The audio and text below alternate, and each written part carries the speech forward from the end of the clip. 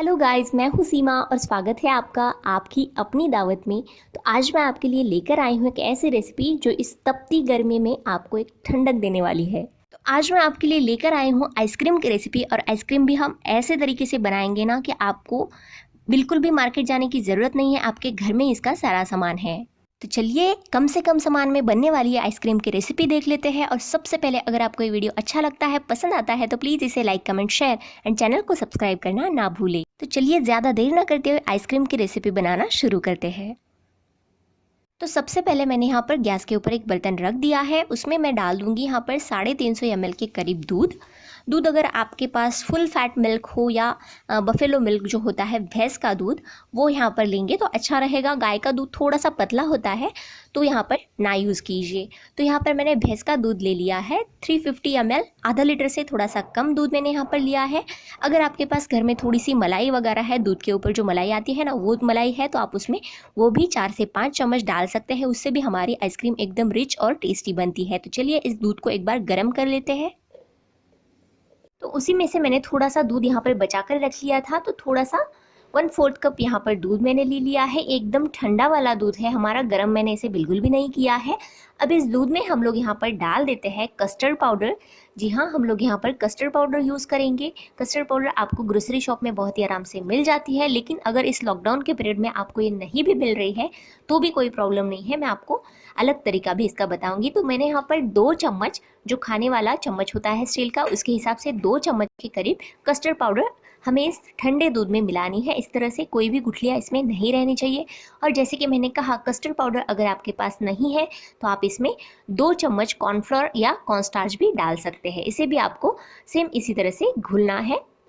तो दूध हमारा यहाँ पर थोड़ा सा गर्म हो चुका है, तो चलिए अब इसमें चीनी डाल देते हैं। तो मैंने यहाँ पर 6 जो स्टील वाले चम्मच होते हैं उसके हिसाब से 6 चम्मच चीनी यहाँ पर डाल दी है। अगर आप चाहे तो कम या ज़्यादा अपने हिसाब से रख सकते हैं। अगर आपको थोड़ा सा मीठा पसंद है तो आप ज़्यादा भी डाल सकते हैं, और कम पसंद है तो आप यहाँ पर कम भी डाल सकते हैं। और अगर आपके पास कंडेंस मिल्क वगैरह है अभी इसी समय पर, तो आप वो भी इसमें डाल सकते हैं।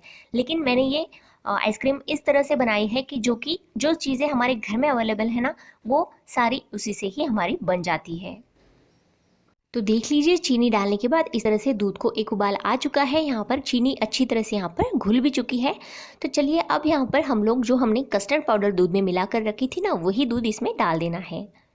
और अगर आपके पास कस्टर्ड पाउडर, कॉर्नफ्लोर या कॉर्नस्टार्च दोनों भी नहीं है तो आप यहाँ पर 2 चम्मच गेहूं का आटा भी इसमें डाल सकते हैं। जी हाँ, गेहूं के आटे से भी बहुत ही अच्छी तरीके से आइसक्रीम बनती है। सेम आपको कस्टर्ड पाउडर की जगह पर गेहूं का आटा इस्तेमाल करना है।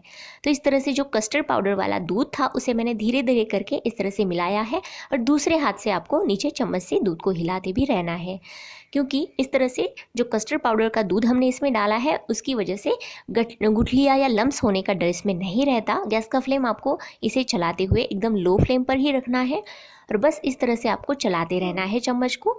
देख लीजिए, धीरे धीरे करते हुए आपका जो दूध है वो अच्छी तरह से थोड़ा सा थिक होने लगेगा और थोड़ा सा गाढ़ा होने लगेगा। तो हमें इसे पकाना है करीबन 7 से 8 मिनट तक लो फ्लेम पर, और उसे लगातार इसी तरह से चलाते रहना है, क्योंकि ये नीचे लग भी सकता है। तो इसीलिए इसे चलाते रहना बहुत ज़्यादा ज़रूरी है। 7 से 8 मिनट तक हम इसे पकाएंगे, ताकि जो कस्टर्ड पाउडर का कच्चापन होता है वो थोड़ा सा यहाँ पर चला जाएगा। आप चाहे तो विस्क का भी इस्तेमाल करके इसे फेंट सकते हैं। तो देख सकते हैं यहाँ पर 7 से 8 मिनट से मैं इसे लगातार चला रही हूँ। अब 7 से 8 मिनट के बाद मैंने गैस का फ्लेम बंद कर लिया है, और इस तरह का एकदम थिक हमारा ये कस्टर्ड मिल्क तैयार हुआ है। तो इतना गाढ़ा हमें यहाँ पर चाहिए। 7 से 8 मिनट के बाद आपको इसे बिल्कुल भी नहीं पकाना है, क्योंकि अगर आप इसे ज़्यादा पकाते हो तो ये बहुत ज़्यादा गाढ़ा हो जाता है, और उस तरह का हमें नहीं चाहिए। तो बस गैस का फ्लेम हमें इस तरह यहाँ पर बंद करना है, और बस इसे अच्छी तरह से ठंडा होने देना है, पूरी तरह से ठंडा करना है। चाहे तो आप इस बर्तन को किसी भी ठंडे पानी वाले बर्तन में भी रख सकते हैं, ये जल्दी से ठंडा हो जाता है। तो सबसे पहले मैं इसे एक बार पूरी तरह से ठंडा कर लेती हूँ।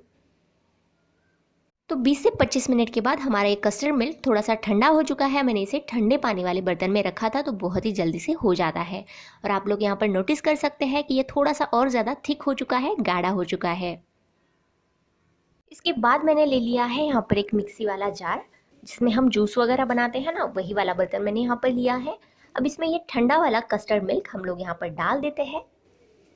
तो देख लीजिए यहाँ पर ये कस्टर्ड मिल्क ऐसे भी खाने में बहुत ही ज़्यादा टेस्टी लगता है और ये ठंडा होने के बाद तो बहुत ही ज़्यादा टेस्टी बनता है। तो चलिए इसमें डाल देते हैं अब यहाँ पर 4 बड़े चम्मच मिल्क पाउडर। जी हाँ, मिल्क पाउडर मैंने यहाँ पर इसलिए डाली है क्योंकि इसमें थोड़ा सा जो खोया या मावा वाला टेस्ट आए, इसीलिए हम यहाँ पर डाल रहे हैं। तो इस चम्मच से मैंने यहाँ पर 4 चम्मच डाल दी है। अगर मिल्क पाउडर नहीं है तो आप बिना मिल्क पाउडर के भी बना सकते हैं, कोई प्रॉब्लम नहीं है। इसे चलाना है एक बार। तो बस 2 से 3 मिनट के बाद ही आप लोग यहाँ पर देख सकते हैं मैंने इसे मिक्सी जार में चला लिया है और एकदम फ्रॉदी हमारा मिक्सचर ये आइसक्रीम का तैयार हो जाता है यहाँ पर। और हमें सेम इसी तरह का, इसी टेक्सचर का मिक्सचर चाहिए होता है, क्योंकि इसी वजह से ही हमारी जो आइसक्रीम बनती है एकदम सॉफ्ट और मुंह में घुलने वाली बनती है और एकदम हल्की बनती है, जैसे मार्केट में मिलती है ना, सेम उसी तरह से। तो आइसक्रीम बनाने के लिए मैंने ले लिया है यहाँ पर एक प्लास्टिक का बॉक्स। आप चाहे तो किसी भी तरह का एयरटाइट बॉक्स या स्टील का डब्बा भी यहाँ पर ले सकते हैं। तो चलिए इस प्लास्टिक के बॉक्स में डाल देते हैं ये आइसक्रीम का मिक्सचर, लेकिन इसका ढक्कन या लिड ऊपर का एयरटाइट होना चाहिए।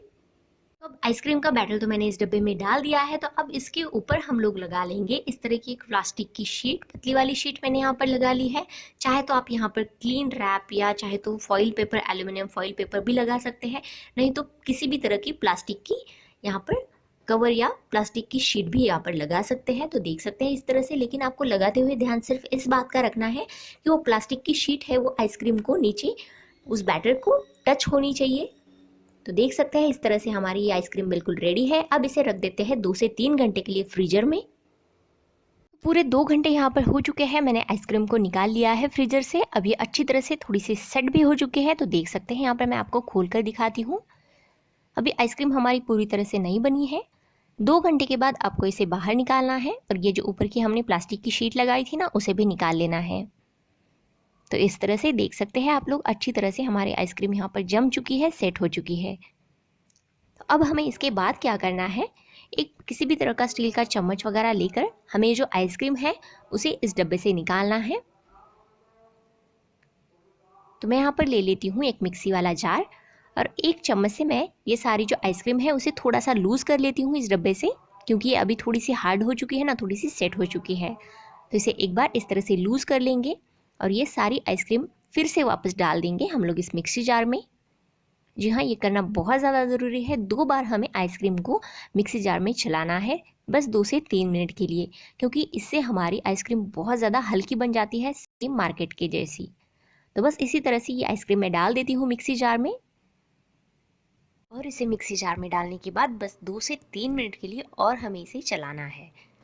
इस तरह से क्या होगा, हमारी जो आइसक्रीम है बहुत ज़्यादा स्मूथ और सॉफ्ट बनेगी, खाने में भी बहुत ज़्यादा हल्की और फ्रॉदी बनेगी। तो इस तरह से मैंने सारी जो जमी हुई आइसक्रीम है मिक्सी जार में डाल दी है। अब बस क्या करना है, आपको सिर्फ इसे 3 से 4 मिनट के लिए मिक्सी में चलाना है।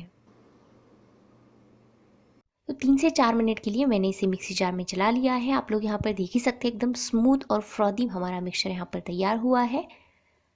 आप लोगों को एक बार पास से दिखाती हूँ, एकदम हल्का बन जाता है यहाँ पर ये मिक्सचर। तो देख लीजिए अभी बिल्कुल रेडी है।